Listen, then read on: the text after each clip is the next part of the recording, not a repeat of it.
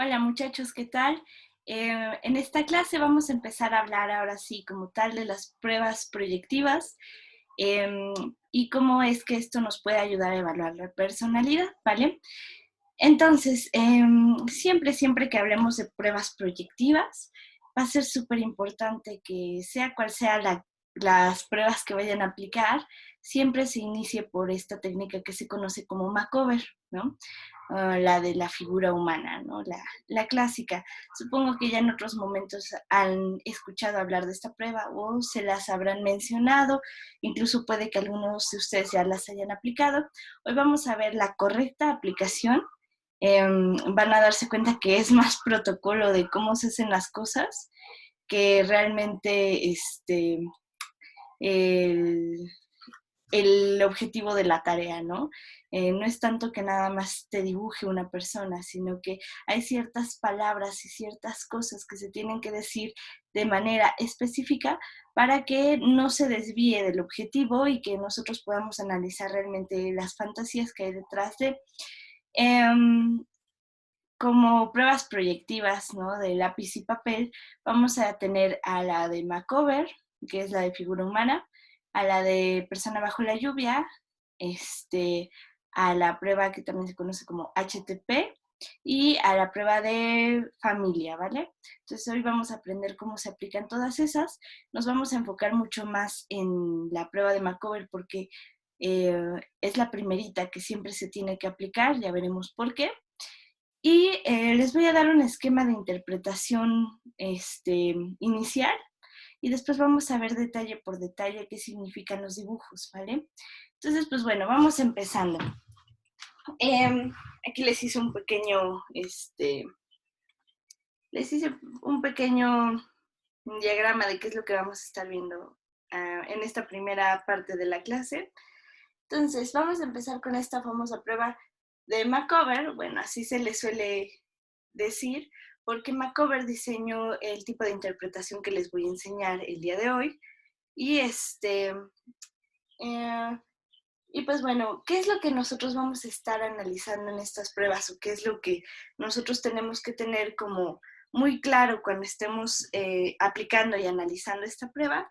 Va a ser que cuando nosotros estemos analizando técnicas proyectivas, lo que vamos a estar viendo son procesos internos, fantasías, que no van a tener un contenido, ¿cómo decirlo?, una fantasía expresada, porque como todo es visual, se vuelve una forma de obtener información de manera, ¿cómo decirlo?, abrupta, ¿no? Abrupta, muy sin poder digerir.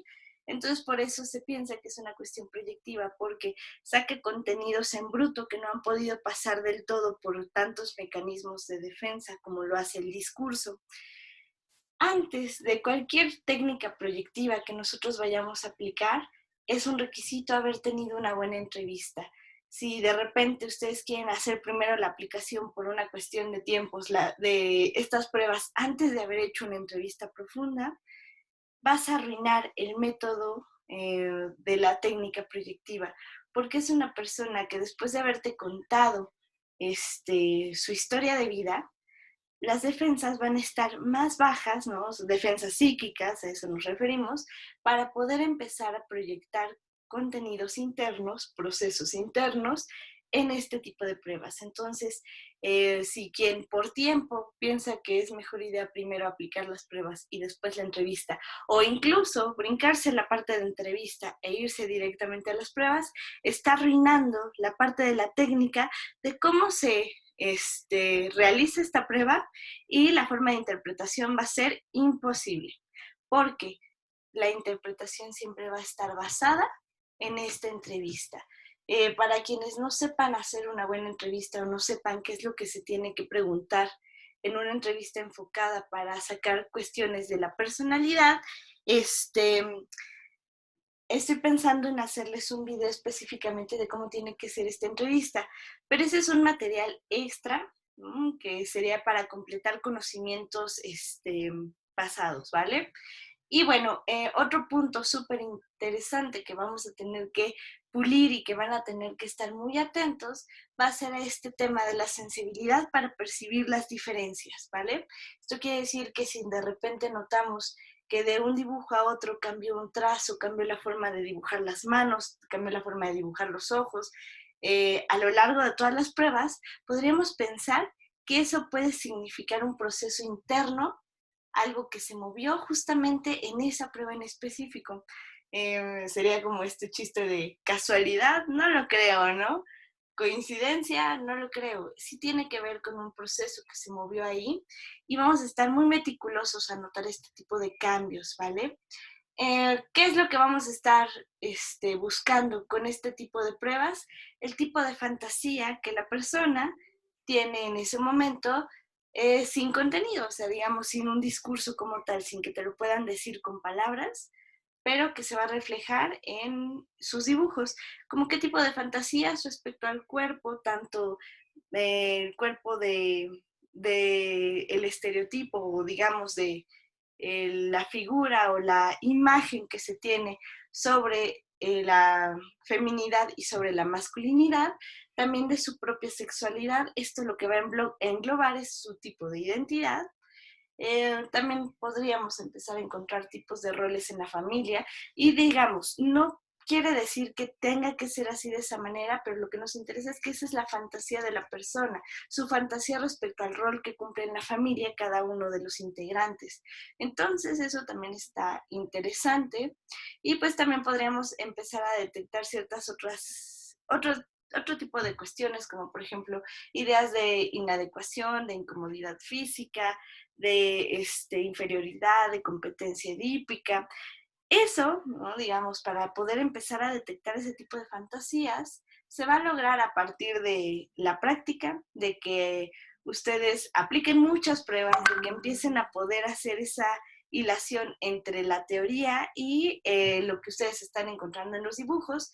Yo espero que después de esta clase tengan las pautas principales para poder seguir puliendo esta, este conocimiento y vamos, esta práctica que se obtiene a partir de encontrar estas fantasías, estos procesos internos, sin discursos, simplemente con las cuestiones que salen, ¿no? Gráficamente y que van a estar acompañadas justamente como no tienen este contenido los dibujos a partir de entrevista y lo que vamos a conocer como las historias. Ya lo veremos más adelante. Entonces, ¿qué es lo que se va a tener que hacer, no? Como tal, estamos hablando de la primera versión que aplicamos, ¿no? Digamos, la primera prueba, cuando empecemos con una batería de pruebas proyectivas. Las instrucciones serán las siguientes, ¿no? Al sujeto le vas a poner sobre la mesa la hoja en posición vertical. Esto es súper importante. Hay quienes no ponen atención en este detalle, pero ahorita vamos a ver por qué es importante darle la hoja en vertical, ¿no? Eh, la forma en la que, o el material que ellos van a tener para poder hacer esta prueba, únicamente va a ser lápiz. Y tiene que ser lápiz, no pueden ser colores, plumas, lapiceros, crayolas, no.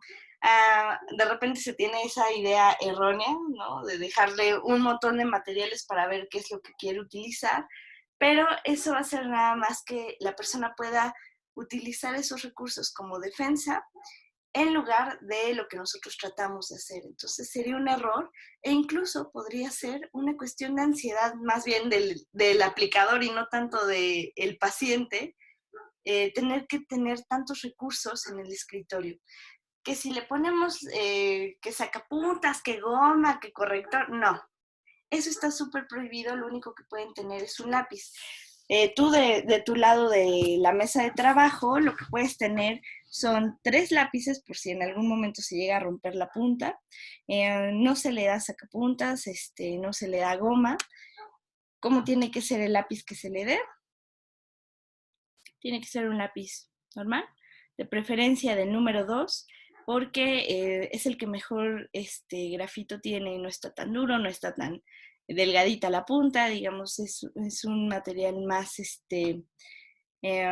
estándar por así decirlo, para poder notar esas diferencias justamente si la persona dibuja muy quedito, ¿no? Casi casi que apenas si rozó la puntita del papel o realmente casi hasta rompe la hoja. Eso nos va a estar dando muchos indicios. Por eso lo que está importante aquí es ver cómo hace el dibujo. Eso de dar el dibujo y decirle a alguien, aplícalo, ¿no? Y luego tú me lo traes a mí.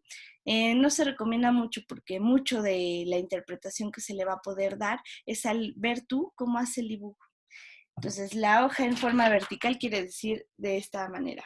Creo que con el fondo blanco no se nota, pero se le da en forma vertical. O sea, hace que nosotros ponemos sobre la mesa, en dirección hacia él, la hoja en vertical. Nunca en horizontal, en vertical, ¿vale? ¿Por qué se le da la hoja en vertical? Ahorita vamos a ver por qué. Entonces,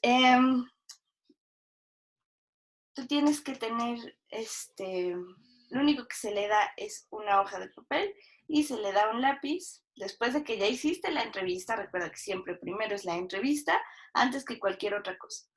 Después se empieza con esta aplicación, pones la hoja en vertical.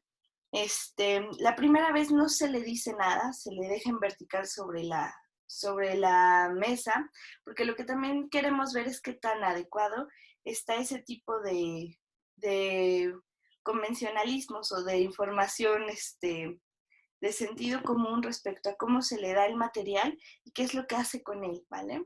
Entonces, tiene que ser esta onda de lápiz, no pueden ser colores, shalala. Y entonces, ¿cómo van a ser las instrucciones tal cual? Les digo que esto es mucho de protocolo, ¿no? De cómo se hace y cómo se dice y cómo se le da el material, porque eso influye muchísimo en el tipo de respuesta que te va a dar la persona. Si tú llegas a omitir una de estas partes y pensar que no importa, la verdad lo que vas a estar haciendo es que la forma en la que te den los resultados puede estar interferida por tu propia angustia en lugar de poder analizar la angustia del paciente, ¿no? Entonces vale mucho la pena que uno pues esté tranquilo y muy en claro qué es lo que tiene que hacer. Tal cual, ¿no? Hasta se los puse en moradito, cómo se lo tienes que decir. No, no se vale cambiar, ¿no? Ninguna de las palabras que están aquí, porque si no, estamos metiendo otro tema de ansiedad del entrevistador y eso, como les digo, nos puede afectar en el tipo de resultado que obtengamos, porque puede estar manchado por lo que sabemos que es la contratransferencia, ¿vale? Entonces, ¿qué es lo que se le dice tal cual? Tú le vas a pedir que dibuje una figura humana lo más completa posible, ¿vale? Es importante decir figura humana. No podemos decir una persona, no podemos decir un humano, no podemos decir un hombre, una mujer, un niño, una niña. Tiene que ser figura humana, porque esto lo primerito que nos va a demostrar es cuál es la identificación primera que tiene la persona respecto a lo que es una figura humana, ¿no? Entonces, digamos, si es un niño o un hombre que te dibuja un cuerpo femenino, la identificación inicial va a ser muy interesante porque la identificación primordial que tiene es de una figura femenina. Entonces eso ya nos puede empezar a hablar de tipo de identidad, de tipo de también de configuración que tiene respecto a qué representa lo femenino para esta persona. O incluso si es una mujer, ¿no? Y te dibuja una figura humana masculina, también puede valer muchísimo la pena ver qué pasa con ese sistema de identificaciones. No tiene que ver con una cuestión homosexual, ¿no? De primer momento, eso sí hay que dejarlo muy en claro. Tiene que ver con las cuestiones de identificación que tiene sobre estas figuras en cuanto a identidad sexual, ¿no? Si a ustedes les interesa leer más al respecto, podrían leerse textos sobre Freud cuando escribe sobre de lo femenino y la bisexualidad humana, ¿no? Que finalmente uno se construye a partir de una identidad tanto masculina como femenina, porque nosotros tuvimos esos dos parámetros para nosotros formar carácter, ¿no? Eso lo vimos desde la clase pasada, pero eso es interesante poderlo destacar.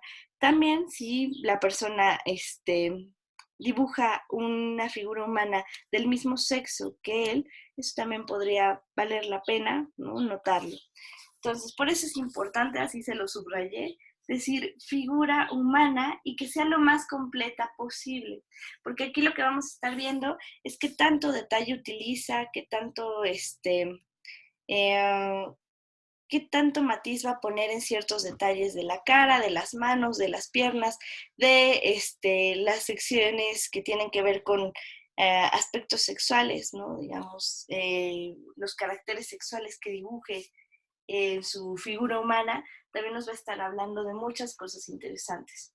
Si la persona voltea la hoja, lo que vamos a hacer, ¿no? Digamos, uno puso su hoja en vertical, y de repente la persona para empezar a dibujar, si le ocurre voltearla, nosotros en ese momento le decimos, de preferencia, así, ¿no? Entonces le vuelves a voltear la hoja. Si la persona te dice, sí, sí, que no sé qué, y de repente se le olvida y la vuelve a girar, nosotros ya no decimos nada, ¿no? ¿Qué es lo que vamos a estar viendo con esto? Nosotros no le damos la indicación desde un inicio que la hoja tiene que permanecer en vertical. Nosotros se la ponemos en vertical y si él la gira, lo corregimos. Solo una vez. ¿Por qué? Porque aquí lo que estamos viendo es cómo es que la persona puede descifrar, ¿no? Este tipo de comunicación no verbal que se empieza a dar.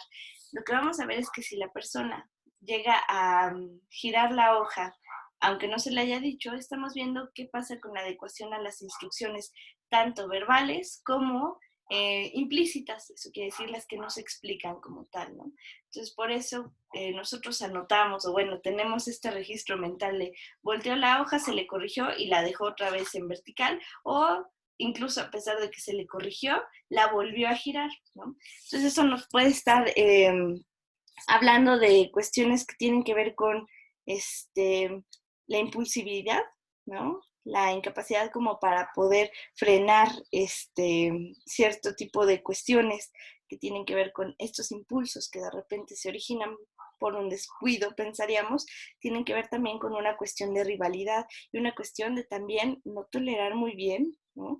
Las reglas y cómo es que uno como autoridad, porque cuando uno está aplicando a la prueba te vuelves autoridad, ¿no? Indiscutible. Cómo es que se va a dar esa interacción, ¿no? Cómo se va a adecuar a las reglas. También nos está dando una pauta sobre qué tanto la persona puede convivir en ese sentido, rasgos más eh, impositivos o como podríamos decirlo, que rasgos que tienen que ver más con una cuestión en donde no se adecúa a las instrucciones. Lo que estamos viendo en este tipo de características son rasgos más psicopáticos, rasgos más disruptivos de la conducta, ¿no? Entonces vale la pena poner atención. No quiere decir que eso ya lo vuelva un perverso o un psicópata, no, pero sí tiene rasgos. Recuerden la diferencia entre carácter, entre rasgo y entre personalidad como tal estructura, ¿no? Digamos, puede ser una estructura que tenga ciertos rasgos, puede ser una estructura, por ejemplo, histérica con rasgos perversos, puede ser una estructura obsesiva con rasgos melancólicos, ¿no? Ya veremos cómo se va dando todo esto, pero este tipo de detalles lo que nos empieza a dar son rasgos, ¿vale? Entonces vale la pena tenerlo en cuenta. Después de que la persona está dibujando su figura humana, es posible que te diga, pero ¿cómo? O sea, y te pueden hacer cualquier tipo de pregunta. ¿Le pongo cejas? ¿Le pongo orejas? ¿Le pongo uñas? ¿No? Lo dibujo completamente desnudo, le dibujo testículos, te pueden preguntar lo que sea. Y siempre, siempre, siempre a cualquier pregunta que te hagan de esa índole, tú le tienes que contestar como tú quieras. ¿Vale? No podemos influir en nada de eso porque la persona de por sí ya va a empezar a sacar sus fantasías al respecto. Ya veremos qué significa cada detalle del cuerpo y qué puede representar. La persona por angustia te lo va a preguntar como una cosa de, ¿se me permite expresar este rasgo de mi personalidad? Entonces la respuesta siempre va a tener que ser como tú quieras. Algunas veces, ¿no? Puede ser una cuestión más de angustia de, pero ¿qué tan perfecto tiene que ser? Y eso ya tiene que ver con un rasgo obsesivo, ¿no? Entonces, ya veremos de qué tipo de cuestiones puede ser que la persona ponga tanta atención a los detalles. Lo veremos en la parte de interpretación. pero siempre, siempre la pregunta, ante las preguntas de la persona de si le pone nariz, si le pone ojos, que si le pone no sé qué, que si le puede dibujar ropa o que si lo que sea, tú le tienes que contestar como tú quieras, ¿vale? Entonces, una vez que termine, ¿no? Ya pasamos a esta segunda mitad de nuestro pizarrón, una vez que termine de dibujar, siempre la regla va a ser que le vas a preguntar que está lo más completa posible, ¿no? Esta pregunta es muy complicada porque tiene que ser con una actitud neutral, porque muchas veces la forma en la que dices las cosas puede insinuar ciertas respuestas. Por ejemplo, si uno llega y recibe el dibujo y lo ve, ¿ya está lo más completa posible? ¿No? Suena como una crítica y entonces la persona dirá, ¡ah! Todavía no está lo suficientemente completa, ¿no? Entonces va a seguirle y seguirle y seguirle. En cambio, si uno le pregunta con una idea de, ¿ya lo acabaste? ¿No?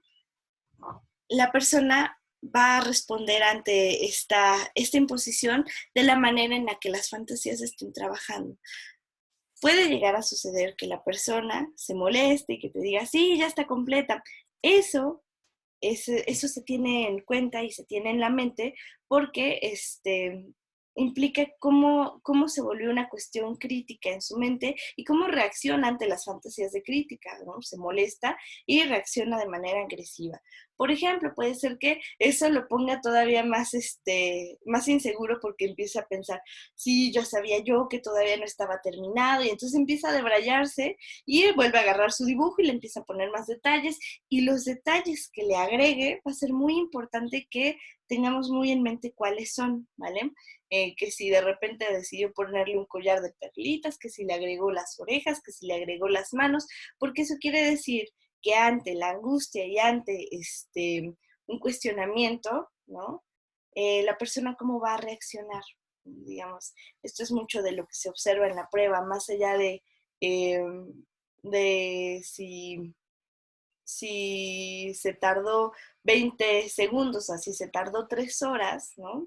Lo que nos interesa es cómo reacciona, qué es lo que dibuja, ese tipo de cambios, ¿no? Hay quienes incluso hasta toman tiempo de cuánto se tarda la persona dibujando. Yo te diría, más bien lo que a ella interesa es, el promedio es más o menos de unos 10 minutos por dibujo. Si se llega a tardar más, pues valdría la pena que lo tuvieras en mente porque estamos hablando de temas de angustia y de cómo se defiende, ¿no? Haciendo tiempo con eso. No es lo mismo que se tarde en un dibujo que normalmente uno se tarda 10 minutos, 4 horas, ¿no? Y también qué calidad de dibujo te entrega tras esas 4 horas de trabajo. Hay quienes incluso te podrían dibujar una cosa súper sencilla de bolitas y palitos. Hay una forma también que incluyen estas instrucciones, ¿no? Decirle a la persona una figura humana lo más completa posible y que no sea de bolitas y palitos. Pero eso, a mi parecer, puede llegar a confundir más a la persona porque se le comenta lo más completa posible, ¿no? Entonces, si te dibuja con bolitas y palitos, lo que va a suceder es que te está hablando de mucha pobreza interna, mucha pobreza psíquica. Yo sé que la fantasía siempre va a estar de por medio de, pero es que yo no sé dibujar, ¿no? Piensen en esta idea de los garabatos son juegos, ¿no? Eh, y siempre se puede dibujar, ¿no? Con una ilusión de más textura, ¿no? De darle volumen, en lugar de dibujarlo en 2 dimensiones, que es nada más una bolita y un palito, ¿no? Tratamos de darle un poco más de volumen. El volumen, ¿no? También va a implicar una cuestión de sexualidad. Entonces, que la persona pueda darte un dibujo con un bracito rellenito, con una pierna rellenita, con un torso que se vea relleno, te está hablando de caracteres sexuales. Y el hecho de que te ponga un palito, ¿no? Puede ser justamente esta idea de omitir las diferencias de las características sexuales. Esto nos puede hablar incluso hasta de, por ejemplo, qué pasa con estos temas de la anorexia y de la bulimia, que justamente lo que se busca es un cuerpo de palito, ¿no? Porque lo que no se tolera puede ser la sexualidad. ¿Cómo vamos a ver si sí o si no? Con la entrevista, ¿no? Por eso es tan importante, porque podría ser que sea una cuestión de bolitas y palitos, no por un conflicto con la sexualidad, ¿no? Sino más bien tiene que ver con una idea de contenidos en el cuerpo de mamá y de qué pasa con la sexualidad, no propia, sino de los padres. Puede ser también por una cuestión en donde la identidad corporal está mal estructurada. Ya veremos cada uno de los casos y cómo podríamos detectar cada uno de ellos cuando veamos esquemas de interpretación, pero vale la pena poner atención en esos detalles. Yo en lo personal soy de la idea de decir lo más completa posible, ¿vale? Más allá de indicarle no bolitas ni palitos. Entonces, una vez que ya se le pregunta, ya está lo más completa posible y la persona esté satisfecha con su dibujo y te diga que sí, ¿no? Lo que vas a hacer después de que ya te dibujó en esta sección el dibujo, lo que vas a hacer es, de su lado de la mesa, vas a voltear la hoja y le vas a decir, ahora necesito que escribas una historia. Te va a decir, ¿cómo? Del personaje que acabo de dibujar, del muñequito que acabo de dibujar, de lo que yo quiera, puede ser de cualquier tema. ¿Cuál es la respuesta que se le da a esa pregunta? Como tú quieras, ¿no? Hay quienes dicen, no, no, sí tiene que ser del personaje.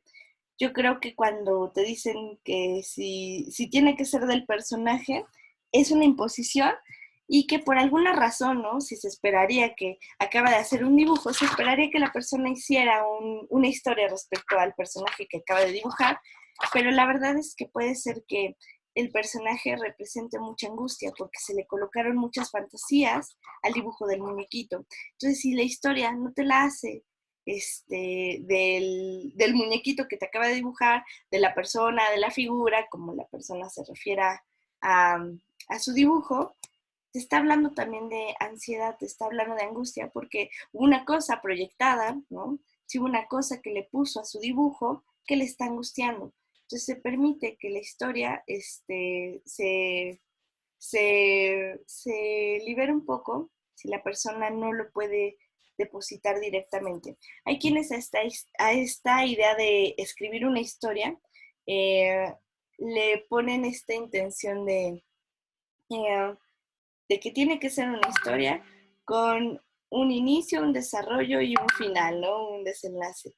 Porque lo que se busca es que sea una historia un poco más grande que nos permita ver contenidos internos. Pero si la persona te hace una oración, ¿no? Ahí lo que vamos a poder ver es una cosa muy defensiva. No quiero que te metas tanto en las cosas que yo tengo, entonces te hago solamente una oración, ¿no? Entonces eso también puede por una parte hablarte de, de un empobrecimiento mental porque la persona en serio no pudo decir nada, ¿no? Porque no tenía la capacidad creativa, pero esta imposibilidad creativa puede deberse a muchas cosas. Puede ser por una resistencia de se me bloqueó la cabeza y no pudo sacar una historia y no me pudo decir nada, o por otro lado, puede ser una cuestión en donde tengo mucho contenido mental en la cabeza y me da mucho miedo que lo veas. Entonces, escribo una oración muy sencilla. Ya veremos cómo podemos descifrar cualquiera de los dos caminos que pueda suceder ante una historia muy corta, ¿vale? Eh, una vez que se termina la historia, lo que vas a hacer es que tú vas a agarrar la hoja y vas a leer la historia tú. No en voz alta, la vas a leer para ti. Lo único que te iba a interesar es saber si entiendes la letra, ¿no? Porque hay como toda una teoría respecto a que también se puede analizar bajo estos cuestionamientos el tipo de letra, ¿no? Y qué es lo que te va a decir. Realmente eso es muy ocioso, ¿no? Es muy ocioso esta idea de la psicología detrás de la caligrafía. Hay quienes lo enseñan, hay quienes se dedican a eso, pero no va a ser un contenido tan fiel, ¿no? Como lo sería analizar el dibujo, ¿no? Porque en cuanto a cómo se hace toda esta idea de las letras y de cómo se escribe, eh, vamos a ver que pues hay un abismo de diferencia entre por qué escribe como escribe, ¿no? Entonces aquí lo que te va a interesar más que nada es que tú puedas leer la historia Si hay partes que no entiendes, tú le vas a preguntar eh, por alguna palabra que no entiendas, siempre tratando de dar el máximo esfuerzo para tratar de entender lo mejor posible la letra, porque también eso nos va a dar toda esta noción de faltas de ortografía, de problemas de redacción, porque también te va a estar hablando de cómo se está ordenando la mente, ¿vale? Eso es un tema aparte, después podemos hablar de cómo se analizan las historias como tal, pero vale la pena. Un tema muy, muy, muy importante es que, a no ser que una institución te lo pida, siempre el dibujo se va a tener que quedar intacto. Tú no puedes hacer anotaciones ni sobre el dibujo ni sobre la historia, eh, porque es contaminar el trabajo, ¿vale? Entonces, vale la pena que si tú quieres, haces tus anotaciones aparte. De preferencia, siempre las anotaciones se hacen ya que el paciente no está contigo. Por ejemplo, eso de que volteó la hoja, tú te tienes que acordar muy bien y cuando ya no estés con el paciente, hacer las anotaciones luego, luego, para que no se te vayan a olvidar, pero no las haces con el paciente, así como en la entrevista no tienes tu blog y tu nota, ¿no? Parece una cosa muy cliché del psicólogo que tiene su tabla para tomar anotaciones, ¿no? Y tomas sus notas, realmente lo único que generas es que la persona se pone paranoica y que finalmente va a empezar a tener las fantasías muy justificadas de por qué anotó eso, eso es importante, y se va a empezar a sugestionar y de repente va a empezar a pensar, ¿por qué ciertas cosas que dije que para mí eran importantes no las anotó? ¿Será que para él no es importante? Entonces empieza mucho de braille. Y escribir te puede distraer de detalles esenciales, ¿no? Por andar escribiendo ya te diste cuenta que rompió la punta y que no sé qué, y que trató de borrar y no sé qué tanto, y por andar escribiendo no te diste cuenta de eso. Todo eso tú lo tienes que tener mental, tienes que estar muy atento si de repente dibujando la cabeza, dice, ay no, ya me equivoqué, y te pide goma, y dices, no tengo goma, ¿no? Es esta idea de, no, no hay goma. Y la persona, ante la frustración que puede representar el hecho de que no le des goma, que no le des sacapuntas, que no le des colores, ¿no? La respuesta puede ser devaluatoria. Uy, ni para eso te alcanza, ¿no? ¿Cómo? Así ganan los psicólogos y ni goma te pueden dar. Pues qué trabajo tan pinche. Puede suceder que así sea. O puede ser una cuestión en donde se la ingenian y pues ya con la gomita que trae el lápiz, ellos borran. Este, Valdría la pena poner atención en dónde se equivocó, si fue en la cabeza, si fue en la mano, si fue justamente en la sección de dibujándole los pantaloncitos, ¿no? Una cuestión ahí más, más sexual reprimida de por medio. Entonces vale la pena estar muy atentos a ese tipo de detalles. Eh, y una vez que se acaba de escribir la historia, que tú ya la leíste, que le pudiste entender, lo que se hace es que la hoja, tal cual, se voltea del lado donde tienes la historia, no el dibujo. Esto es muy importante, de donde tienes el dibujo de la figura humana que dibujo, esa queda boca abajo, la parte de la historia queda boca arriba y queda de tu lado de la mesa, no de su lado, de tu lado, por eso les digo que es muy protocolario. Hay quienes de repente lo que hacen es que les dan el fajo de hojas. La verdad es que eso no es muy recomendable porque lo que termina sucediendo cuando tú escribes sobre una hoja es que en la hoja de abajo se va a calcar, ¿no? Entonces siempre se le da de hoja en hoja, ¿no?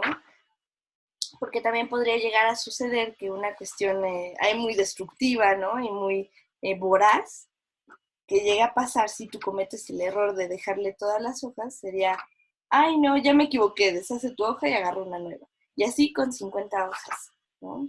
Entonces, digamos, uno parece carcelero, ¿no? A veces con este tipo de protocolos, pero una vez que acaba el dibujo, lo dejas boca abajo, ¿no? Para que no pueda ver su dibujo. Esto es importante porque muchas veces si tú dejas el dibujo a la vista de la persona, lo que va a estar tratando de hacer es que con los demás dibujos los va a tratar de hacer iguales. Y nosotros queremos justamente, como les decía, sensibilizarnos a justo las diferencias que pueda haber entre un dibujo y otro. Entonces se queda de tu lado, ¿no?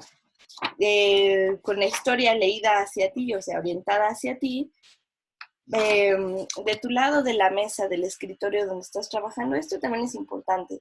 Creo que no lo mencioné antes, pero el lugar para aplicar una prueba siempre tiene que ser un escritorio plano, liso, no puede tener que estampitas, que manteles, que dibujitos, tiene que ser un escritorio lo más liso posible, lo más neutral posible, con una silla de un lado, con una silla del otro. Nunca se ponen las sillas juntas o en una esquina y en la esquina contigua, o sea, la esquina que está luego, siempre tiene que ser de frente, ¿no? Tiene que haber una distancia de por medio con un escritorio, porque esto es lo que va a estar también delimitando eh, el tipo de encuadre y el tipo de reglas que se tienen, no habladas, ¿no? Digamos, de manera implícita. Entonces, digamos, por eso tiene que ver con tu lado del escritorio, ahí se queda la prueba que ya realizó, y él tiene su propio lado del escritorio. Después lo que se va a hacer, ¿no? Es que le vas a entregar una hoja nueva, igual en vertical, se la vas a poner y le vas a decir, ahora dibuja una figura humana del sexo opuesto lo más completa posible, ¿no? Entonces te dice, ¿del sexo opuesto al que ya dibujé? Sí. Ah, y le tengo que poner lentes, le puedo poner lentes, ¿cómo? Tiene que estar desnuda, ¿no? ¿Cuál es la pregunta que se refiere a esto? Como tú quieras. Siempre, siempre. Esa pregunta, va a ser la parte que mejor te tienes que aprender, porque a veces uno se llega a angustiar, ¿no? Y le dices, ah, sí, con dedos, ah, sí, con uñas. No, lo que le tienes que decir es como tú quieras, ¿vale? No en un sentido de, ay, ya como tú quieras, ¿no? Sino en un sentido de, es válido que lo dibujes como tú quieras. Es lo que se va a hacer. Después va a cambiar la forma de aplicación cuando estemos hablando de HTP y de familia. Una vez que la persona acaba de dibujar su segunda figura humana, que es la del sexo contrario, vale la pena volverle a preguntar, ¿ya está lo más completa posible? Para esta segunda ocasión, puede ser que la persona te diga sí, de manera más fácil, es lo que se esperaría. Y después se vuelve a voltear su hoja y le vuelves a decir, ahora escribe una historia. Te va a volver a preguntar posiblemente, o capaz que ya no te pregunta nada y ya puede escribir. Ante toda pregunta, recuerda, como tú quieras, ¿vale? Siempre, siempre. Para aplicar HTP, para aplicar familia, ¿no? Se conoce como HTP porque en las siglas en inglés dicen house, tree, person, ¿no? Quiere decir casa, árbol, persona. Entonces, esto va a ser importante una vez que termine, que tú ya leas la historia, que veas que sí le puedes entender, dejas la historia igual con el dibujo boca abajo de tu lado del escritorio y después lo que vas a hacer es que la hoja ya no se la vas a entregar en vertical, se la vas a entregar en horizontal, ¿no? La entregas y le dices, ahora me vas a dibujar una casa, un árbol y una persona. Así, con esas palabras y en ese orden, anótalo. Por eso se llama HTP. House, Tree, Person. Vas a dibujar una casa, un árbol y una persona, ¿vale? No tienes que usar tu mano para decirlo, pero sí es importante que tú lo digas en ese orden, nada más lo digas una vez, y va a ser interesante ver si la persona logra dibujar una casa, un árbol y una persona. A veces lo que terminan haciendo es que te dibujan la casa, la persona y un árbol, ¿no? Ya veremos qué se interpreta de cada uno de estos dibujos, ¿no? La principal asociación que se va a hacer es que la casa va a representar a la madre porque es la que contiene a los bebés, la que cuida, la que protege en ese sentido, por esta cuestión también que asociamos mucho con esta idea de las personas entran en la casa en un aspecto sexual, ¿no? Entrar en la mujer, y también como esta idea de la mujer es la que contiene en su vientre a los bebés, ¿no? El árbol se asocia con la parte paterna, una cuestión de un aspecto fálico, ¿no? Porque digamos, está la tierra, sale el arbolito. Entonces va a representar una cuestión fálica. Para aquellos que no estén familiarizados con el término de falo o fálico, se va a referir a estas ideas que tenemos de asociación con lo masculino, lo viril, lo fuerte, y también específicamente con el miembro masculino, con los penes, ¿no? Entonces, por eso es esta asociación que se hace. Y después, ¿no? Vendría la persona que podría ser una representación de él mismo. Entonces, si pone a casa mamá, a él persona, y después al árbol, está hablando de una separación, ¿no? Una cuestión muy edípica de por medio. Por eso analiza mucho el HTP la relación que se tiene con los padres y la cuestión edípica. Ya iremos analizando un poquito más esto, pero está interesante porque también nos va a estar reflejando una cuestión identitaria en el tema de la casa. También va a estar esta idea de cómo lo masculino también puede representar aspectos femeninos, ¿no? El típico que le dibuja un hoyito al árbol. ¿Qué significan ese tipo de cosas, ¿no? Y hasta le dibuja un bebé ahí adentro, le dibuja una ardillita al árbol, ¿no? Todas estas nociones, si a ustedes les llaman la atención, valdría la pena que leyéramos para este sentido una lectura que se llama Sobre el Edipo temprano de Melanie Klein. Yo se los voy a subir a plataforma, es un artículo corto realmente, pero que nos puede explicar toda esta idea de las fantasías del cuerpo de la madre, las fantasías de quién está dentro de la sexualidad entre los padres, porque eso es lo que nos va a ayudar, ser el pan de cada día para analizar estas pruebas. Después de que se hace el dibujo, ¿no? Se le pregunta, ¿ya está lo más completa posible? De una misma manera, la persona puede reevaluarlo, volver a ver su dibujo, puede agregarle detalles, uno está muy atento a qué detalles le agregó. Después de eso, se voltea la hoja y adivinen qué, se le vuelve a pedir, ahora escribe una historia, ¿no? Entonces, de igual manera, la persona tiene que escribir su historia, tú tienes que leer la historia, ver que le entiendes a todas las letras, porque si una palabra de repente le escribe borrosa, le escribe garabateada, ¿qué tendrá esa palabra en específico dentro del contexto y dentro de la historia? ¿A qué le habrá movido justamente para que esa sea la que no se lee, ¿no? Entonces vale la pena poder entender cada una de las palabras. Y ya por último les explico cómo se va a aplicar el famoso, la famosa técnica proyectiva de la familia, ¿no? No es gran ciencia, de igual manera, se le retira esa hoja, se pone el dibujo boca abajo, la historia boca arriba, se le vuelve a dar la hoja de manera horizontal, ¿no? Es una cuestión muy característica porque esto tiene que ver con una cuestión individual y esto tiene que ver con una cuestión de relación, ¿no? De espacio para más personas. Y lo que se le va a pedir, igual se pone la hoja y se le va a decir, dibuja a una familia. No se le dice a tu familia, nunca, nunca. Así, anótenlo en su cuaderno. No se dice a tu familia, se le dice dibuja una familia, porque decir a tu familia puede ser una cosa que despierte más barreras, ¿no? El tema es dibuja a una familia. Ya estuvimos preparando el tema de dibújate a ti con tus papás, ¿no? En HTP. Ahora es dibuja una familia. La resistencia será lo suficientemente capaz de dejarle a la persona dibujar a su familia, o tuvo que inventarse a una familia ficticia y dibujar a otra familia completamente diferente, ¿no? Vamos a ver a quién pone primero, a quién pone cerca de quién, omitió algún miembro de la familia, ¿no? Resulta ser que puso al perro, puso a la mamá, puso a la tía, puso al tío, y se puso a él y no puso nunca ni al papá ni a hermanitos, ¿no?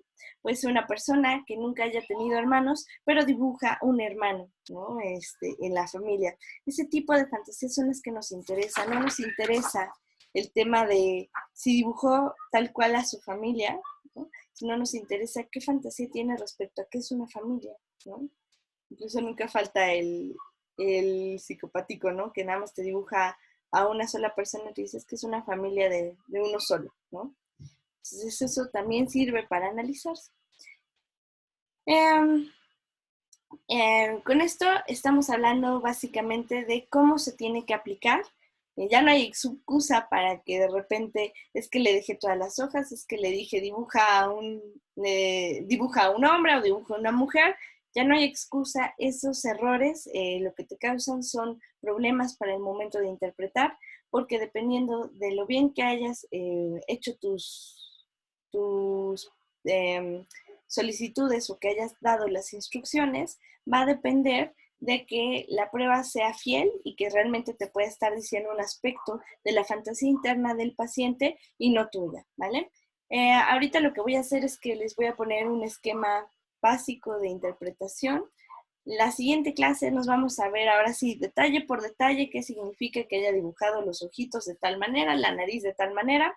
Eh, les voy a dar un ejemplo también de un niño. Este tipo de pruebas también se pueden aplicar a niños. El único requisito es que pueda escribir, ¿vale?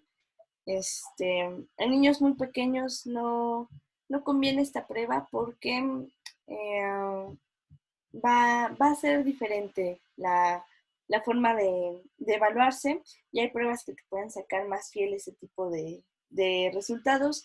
Puedes obtener más información de una entrevista que de una prueba proyectiva a un niño que todavía no sepa escribir, ¿no? Si son niños que tienen retraso en el aprendizaje, en el sentido de que ya va en tercero de primaria y todavía no sabe escribir bien, eso vale la pena como tenerlo en consideración. Eh, y pues se hacen ajustes dependiendo de las necesidades de cada caso, pero esta prueba, ¿no? Sobre todo, lo que vamos a ver es que como estamos hablando de personalidad, siempre se espera que se apliquen a mayores de edad, ¿vale? Entonces, es como un tema, ¿no? Si tú quieres hacer la prueba, ¿no? Y aplicársela a alguien para practicar, eh, mi recomendación es no le pidas que lo dibuje ningún familiar, ni el novio, ni ningún amigo, porque los datos que vamos a empezar a sacar y el tipo de información que vas a tener, después se va a volver un tema incómodo, tanto para la persona que te ayudó a hacer la prueba, como para ti por los ciertos tipos de cosas que vas a empezar a encontrar en la prueba, por salud mental tuya y de a quien le apliques la prueba, nunca que sea un familiar, ¿vale? Un conocido o alguien cercano. Si de repente que no, que resulta que por esto de la cuarentena, que vino una amiga lejana de tu mamá, ¿no? A visitarte, que casi no convives con ella, esperaría que nadie te visitara en tu casa, pero si llega a pasar y quieres practicar, puedes intentarlo, ¿vale? Y, y pues podemos empezar a analizar ese tipo de dibujos. Yo tengo unos cuantos dibujos de pacientes que en algún momento llegaron a hacerlos no bajo situación analítica, pero sí bajo evaluación hospitalaria o bajo evaluación particular. Podría enseñarles uno que otro para que entonces puedan empezar a detectar ese tipo de detallitos, ¿vale? Voy a ponerles el nuevo pizarrón y les digo de manera express para ya terminar esta clase, el esquema básico de interpretación. Ok, bueno, ya les anoté aquí cuál va a ser nuestro esquema de interpretación. Otra forma de referirnos al esquema de interpretación va a ser el tema de el orden o cuáles son las pautas generales, el orden para interpretar. Aquí me equivoqué. Primero iba luego pero ya había anotado demasiados, así que solamente hice el cambio para que lo tengan en consideración en sus apuntes. Entonces, acá, dos puntos importantes a tener en cuenta, va a valer mucho la pena, sería notar las diferencias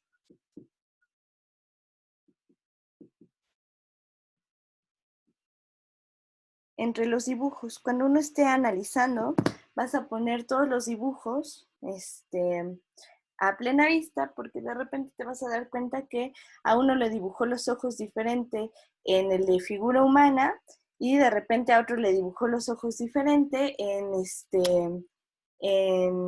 la prueba de familia, ¿no? Entonces vale la pena notar las diferencias entre todos los dibujos y siempre se va a analizar de lo general a lo particular. ¿Vale? Ahí se movió mi cámara. De lo general a lo particular, súper importante. Lo primero que se va a ver es la impresión general que genera el dibujo y después nos vamos a ir detalle por detalle. Entonces, ¿a qué nos referimos? ¿No? Paso 1, a impresión general. La impresión general es cuando tú ves el dibujo que te transmite, ¿no? Sin tratar de debrayarnos mucho. Cuando uno ve un dibujo con muchas sombras, ¿no? Demasiado sombreado, demasiado oscuro, demasiado eh, este, impregnado de tinta, de grafito, la primera sensación que nos va a dar es que es un dibujo muy pesado, muy cargado, ¿no? Entonces eso nos puede dar nociones de que el dibujo está sucio, ¿no? Se ve demasiado saturado. Esto nos puede hablar de cuestiones depresivas, ¿no?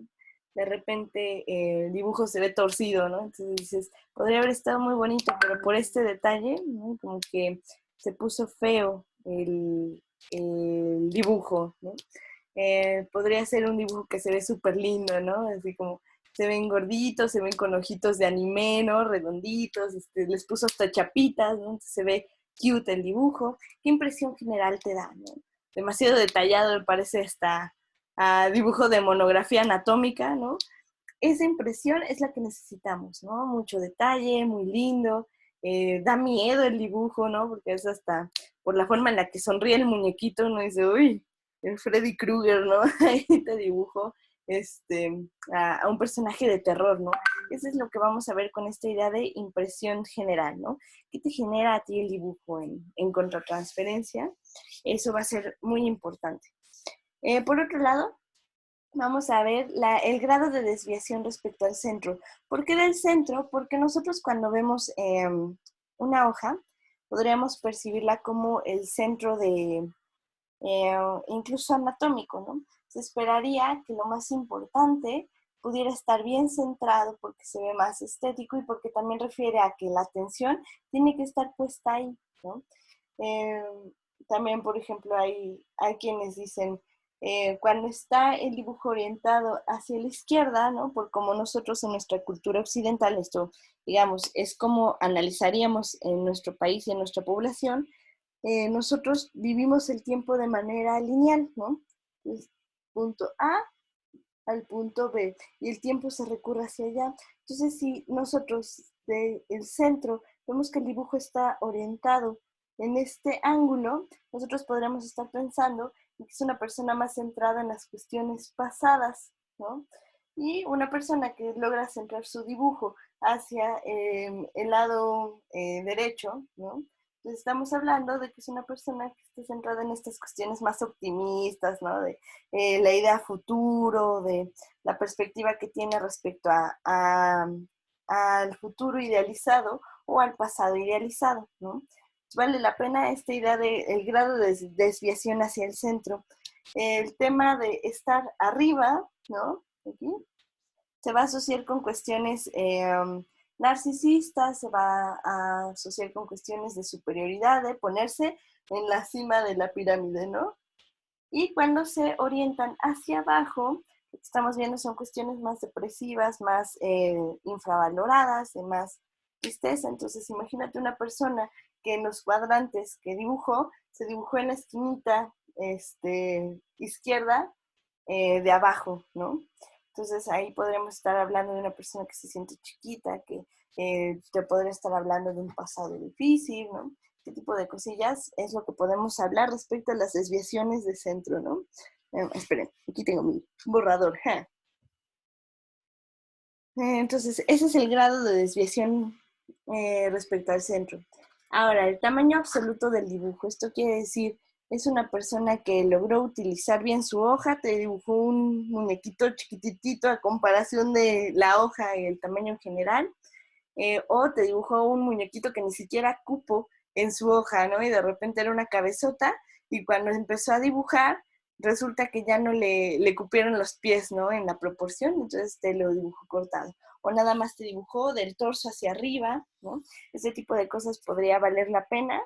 El tamaño absoluto del dibujo, que es lo que nos va a estar diciendo, esto ya lo vamos a ir viendo como detalle con detalle. Cuando hablamos del tamaño relativo del dibujo, estamos hablando de las partes. Puede ser una persona que te haya dibujado una cabezota y un cuerpecitito, o te haya dibujado todo en proporción, pero las manos son gigantes, ¿no? Como de Mickey Mouse. Eso es el tamaño relativo del dibujo, esos detalles que de repente se salen de proporción por detallitos, ¿no?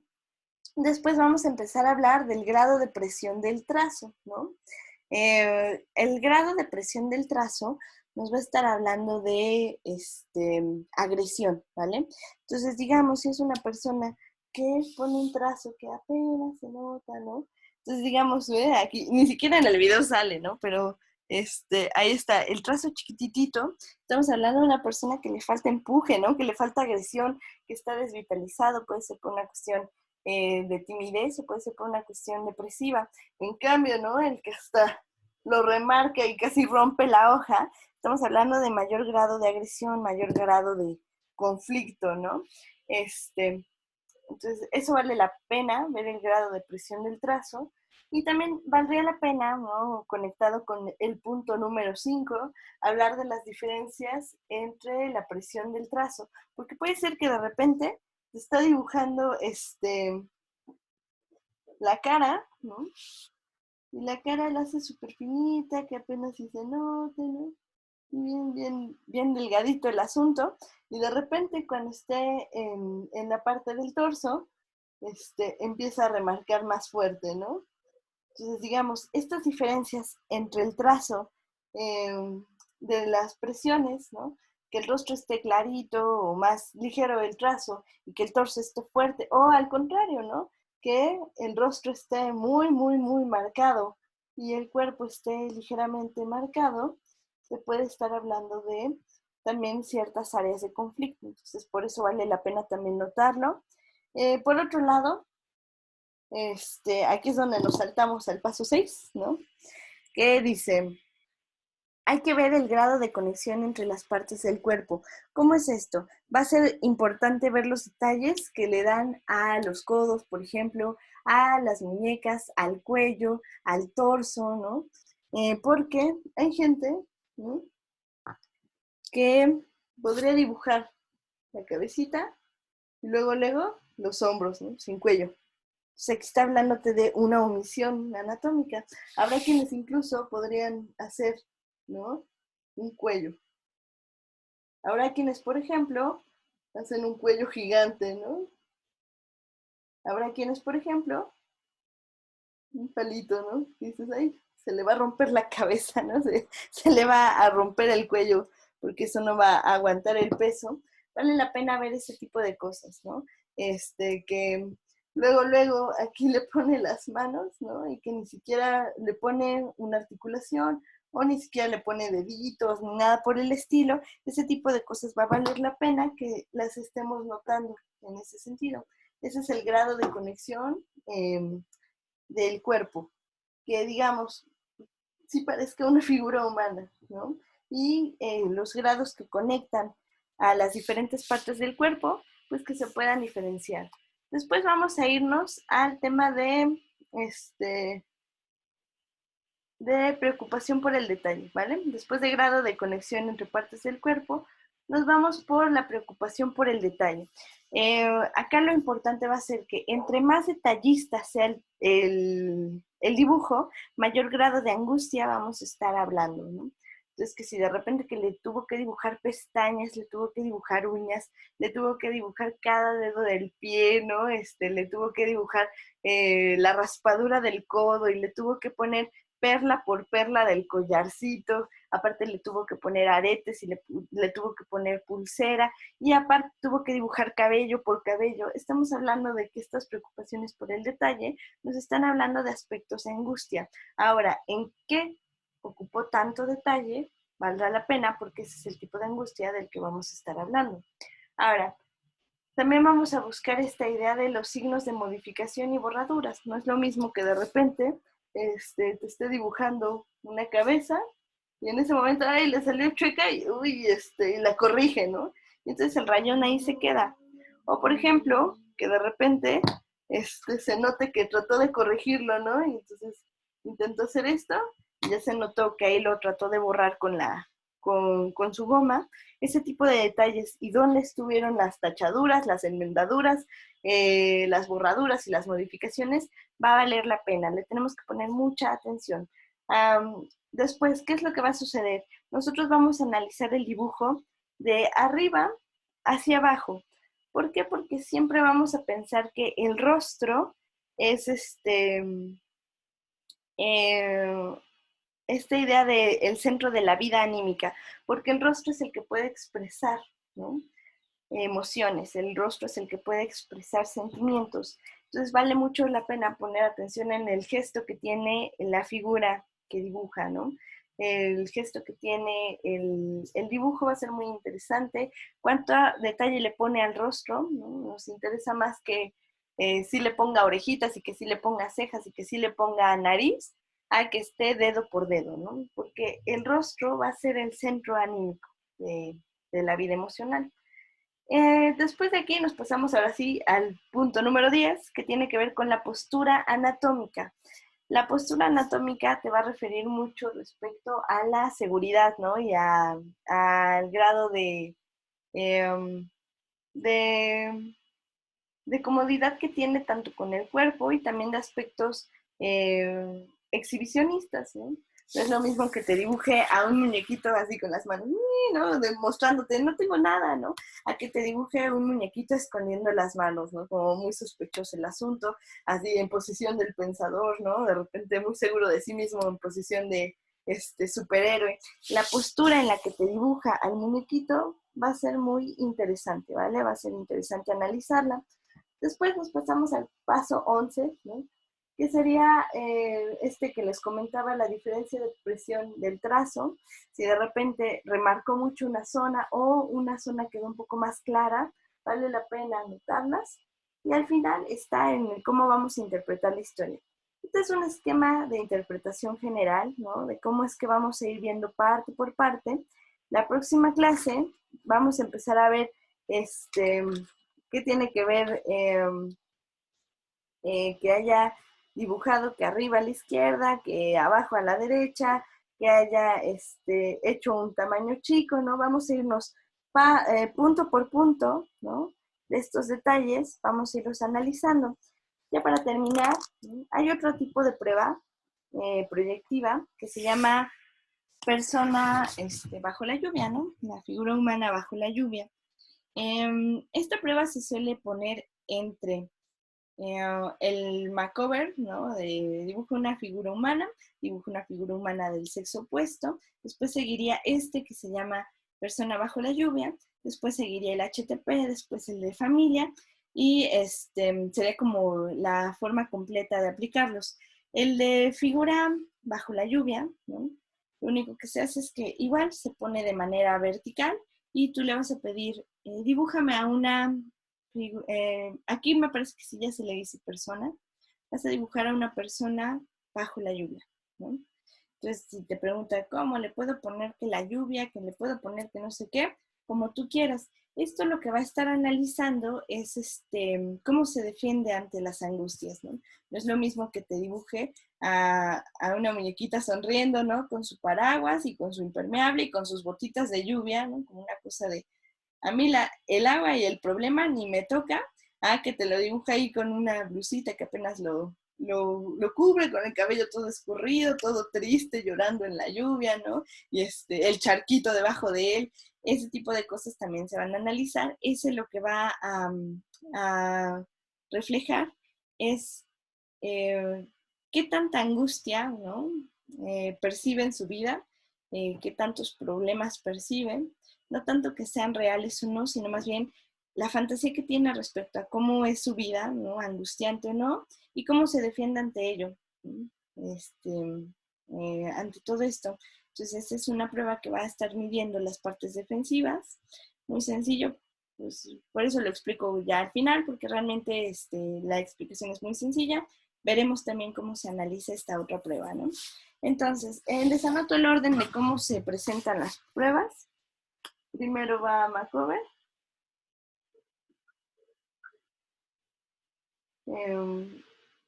Una figura una figura humana y después una figura humana del mismo sexo. Esto es lo primero que se aplica. Después, como tercer paso, se aplica persona bajo la lluvia.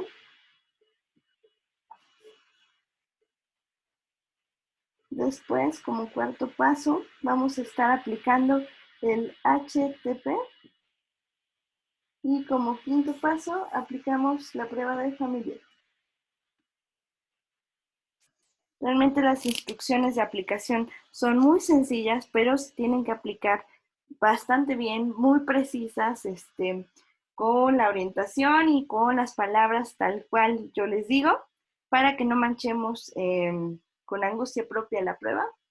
Y esta sería como la batería completa de las pruebas proyectivas de lápiz y papel, ¿vale? Existen muchas otras, pero no han sido lo suficientemente estudiadas y no son tan relevantes como estas 5 pruebas, ¿vale? Entonces, pues bueno, si ustedes quieren, ¿no? Como ejercicio personal, íntimo, hacer sus dibujos y después analizar qué es lo que van significando, al menos como un ejercicio de eh, para pues, que puedan tener un dibujo sobre el cual ver los elementos y ver qué es lo que significan, podrían hacerlo. Con esto de que no podemos tener sujetos de aplicación de momento para que entonces ustedes puedan irlo analizando, pues podríamos intentar, ¿no? Que ustedes hagan su dibujo y entonces puedan notar estas diferencias, pero de una manera muy personal. Yo no me entero porque son mis alumnos, no quiero saber de esas cosas. Y que ustedes también puedan empezar a detectar este tipo de cositas. Entonces los veo la próxima semana. Ahí me pongo a ver cómo están las fechas de entrega de sus tareas para subirles tanto la lectura y el mapa que tienen que hacer de la lectura, como el mapa que tienen que hacer de esta clase, ¿vale? Nos vemos, muchachos.